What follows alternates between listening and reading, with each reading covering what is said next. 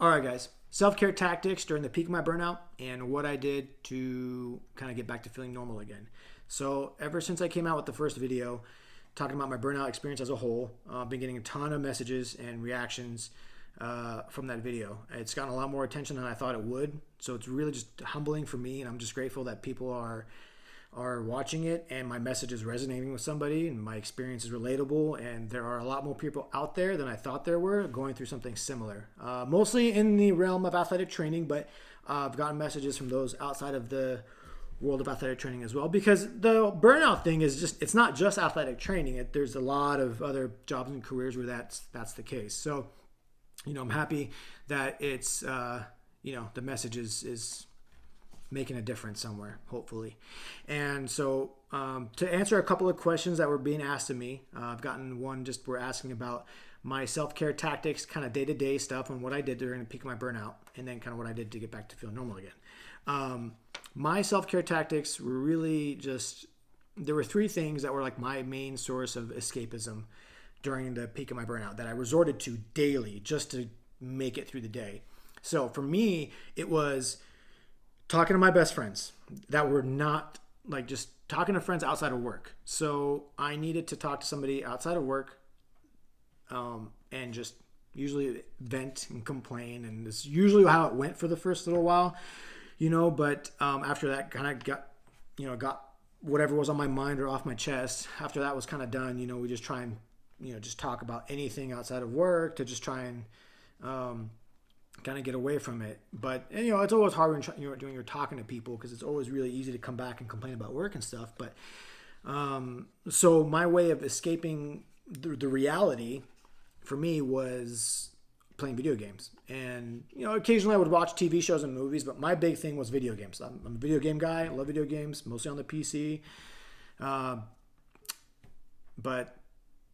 that was my way of just escaping reality. And if I can get online and play games and have friends online that I could talk to while I was playing games, that was a win-win situation for me. And I would rely on that basically every single day just to make it through my day and just sort of stay sane, if you will. Like, because I don't know if you watched the last video, but I talk about my need to connect with people, and I just love being around people. And so for me, granted, I'm around people all day long, but it's work people, so I just needed that balance of something outside of work. And so for me, it was being able to connect to people outside of work through video games. And the third thing for me was sugar. It was the big man, I had a lot of it. I always had some in my room, in the fridge, in the cabinet. I mean, I always had some available, and I would snack on it as much as I could all the time, which wasn't a healthy way of coping with it, but it's what I resorted to at the time. So anyway, I did that pretty much the entire time of, like, during the peak of my burnout, like the whole time. And that was my way of just dealing with it. And as long as I had somebody, one of my friends was able to talk to him at the end of the day, I was okay. I would just vent, get everything off my chest, escape reality for a little bit, and then usually fall asleep at some point during the conversation or while I was playing video games. I'd end up falling asleep anyway.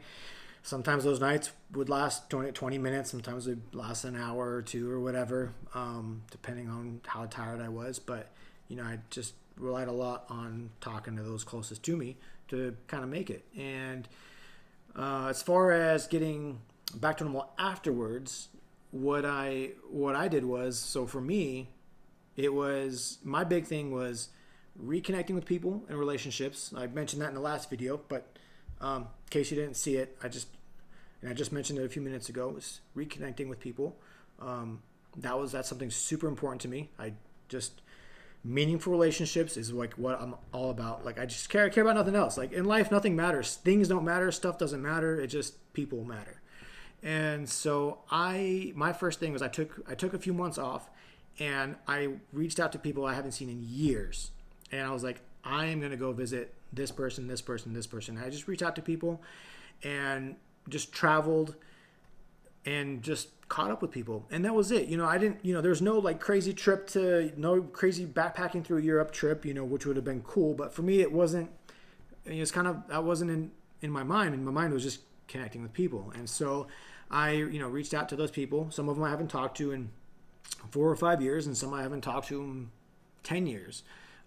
So it was really, it was great to be able to start doing that. And then also to pick up old hobbies of mine.